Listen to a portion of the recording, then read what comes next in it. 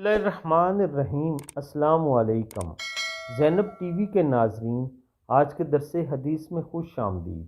ناظرین کرام، آج کے درس حدیث میں اکرم صلی اللہ علیہ وآلہ وسلم کے 1400 سال پہلے برپا کردہ انقلاب کا جائزہ۔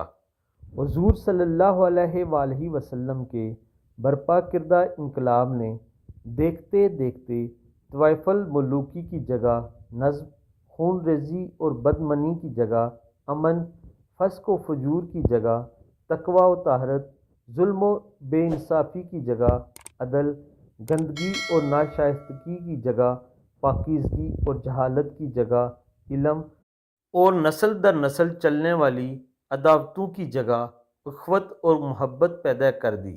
اور جس قوم کے لوگ اپنے قبیلے کی سرداری سے بڑھ کر کسی چیز کا خواب تک نہ دیکھ سکتے تھے، انہیں دنیا کا امام بنا دیا۔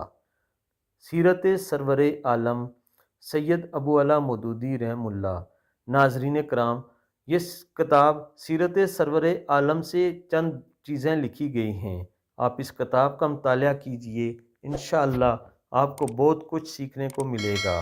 اللہ تعالیٰ سب کو خیر جزا عطا فرمائے۔